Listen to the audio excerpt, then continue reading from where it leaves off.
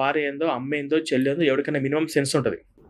శివుడు పార్వతీదేవితో అది మీరు వాళ్ళని అడగండి అంటున్నా. హిందూ సంభోగం చేస్తున్నప్పుడు అగ్ని వచ్చి చూస్తాడు. అప్పుడు పార్వతీదేవి సిగ్గుపడుతూ నిరాశతో వెళ్తుంది. శివుడు తన వీర్యం యోనిలో వదిలేటప్పుడు అగ్ని ఆటంకం కలిగించే విధంగా చేశాడని తన వీర్యం అగ్ని నోటిలో శివుడు వదిలివేశాడు. దీనికి సమాధానం చెప్పండి. ఇకపోతే అది హిందువులు అడగండి. ఇకపోతే అది నువ్వు హిందూ ధర్మాన్ని గురించి ప్రచారం కాదు, చేస్తున్నావు కదా, తెలుసుకోవాలి. నువ్వు తెలుసుకోవాలి. దేవుళ్ళలో ఇంద్రుడు గౌతమ మహర్షి భార్య అయిన అహల్యను మానభంగం చేశాడు. రామాయణం. జలంధరుని చంపేందుకు జలంధరుని భార్య అయిన స్కంద విష్ణుచే మానభంగం చేయబడింది. శివపురాణం. శంఖచూడుని భార్య అయిన తులసి శివునిచే మానభంగం చేయబడింది. బ్రహ్మ వైవర్త పురాణం.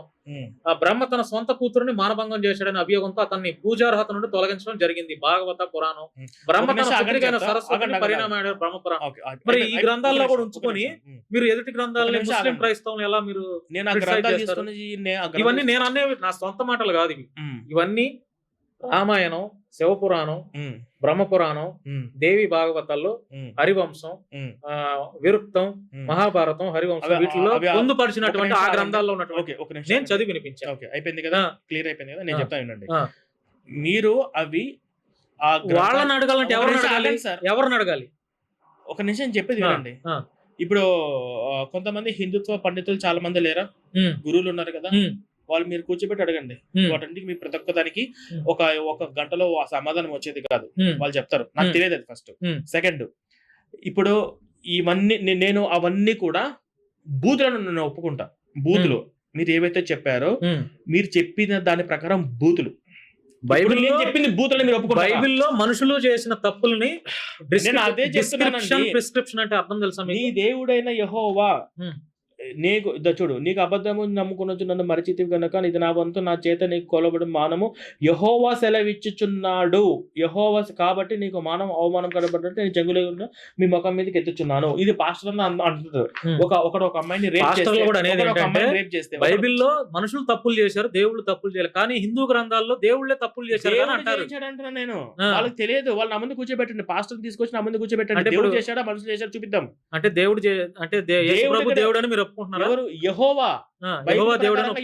దేవుడే. ఈ బైబిల్ ప్రకారంగా యెహోవా దేవుడే.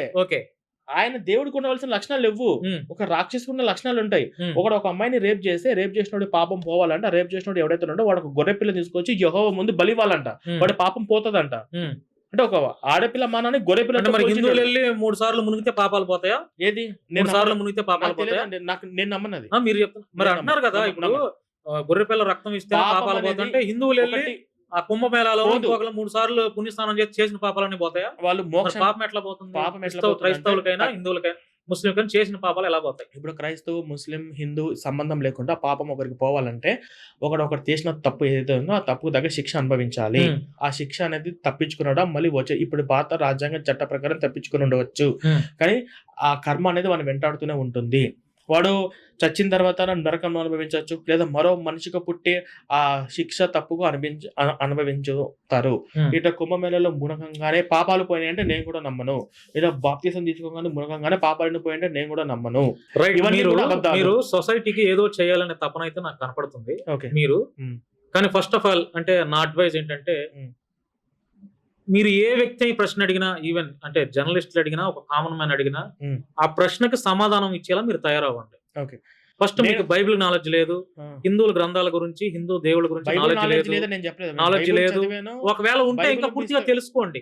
ఎందుకంటే ఇప్పుడు నేను అడిగిన ఏ ప్రశ్నకి మీ దగ్గర సమాధానం సరిగ్గా లేవు కాబట్టి నేనేమన్నా సమాజానికి మీరు ఏదో చేయాలనే తపన మీలో కనపడుతుందని నేను ఒప్పుకుంటున్నా. మీ మనసులో ఏముందో మరి ఏదో చేయాలను, లేకపోతే చైతన్య పరచాలన్న ఆలోచనలు ఉండబట్టే కదా మీరు వెళ్ళి గ్రామాలను వెళ్ళి మీరు నమ్ముకున్న సిద్ధాంతాలని ప్రచారం చేస్తున్నారు. సో అక్కడ ఎవడో ఒకడు నాలాంటి ఉంటాడు క్వశ్చన్ చేసేవాడు. అప్పుడు మీరు ఫూల్ అవ్వకూడదు. మేము క్వశ్చన్ చేసి ఆన్సర్ చెప్పిన రోజులు ఫూల్ అవ్వకూడదు. అంటే ఇప్పుడు ఎట్లా తయారైందంటే మీరు చెప్తే అక్కడ ఉన్న వాళ్ళంతా వింటున్నారే తప్ప క్వశ్చన్ ఎవరు చేస్తున్నాడు చెప్పండి. ఆ ఉన్న వాళ్ళలో నాలాంటి ఉంటే 100% క్వశ్చన్ చేస్తాడు. ఏం చేస్తారు? అప్పుడు మీరు అంటే దొరికిపోకుండా హిందూ గ్రంథాలు చదవండి, ఖురాన్ చదవండి, కుదిరితే చెప్పండి, బైబిల్ గ్రంథాలు చదవండి, వాటిల్లో ఉన్నటువంటి వాటిలో లోటుపాట్లు చదవండి, చెప్పండి, సబ్జెక్ట్ తో క్రిటిసైజ్ చేయండి. ఏ ఒక్కడు కూడా మిమ్మల్ని అబ్యూజ్ లాంగ్వేజ్ ఎవరు మాట్లాడు. అరే ప్రవీణ్ మాట్లాడుతున్నాడు అంటే రెఫరెన్స్లు ఇదిగోరా రాజ్యాంగం గురించి మాట్లాడుతున్నాడు, రాజ్యాంగంలో తప్పులు చూపిస్తూ మాట్లాడుతున్నాడు, రాజ్యాంగం ఇది ఉందరా అని మాట్లాడుతున్నాడు రా, బైబిల్ పట్టుకున్నాడంటే బైబిల్లో వాస్తవం ఇదిగోరా రెఫరెన్స్ తో మాట్లాడాడు రా, భగవద్గీతలో రెఫరెన్స్ ఉందిరా అని ఇట్లా రెఫరెన్స్ సబ్జెక్ట్ వైజ్ గా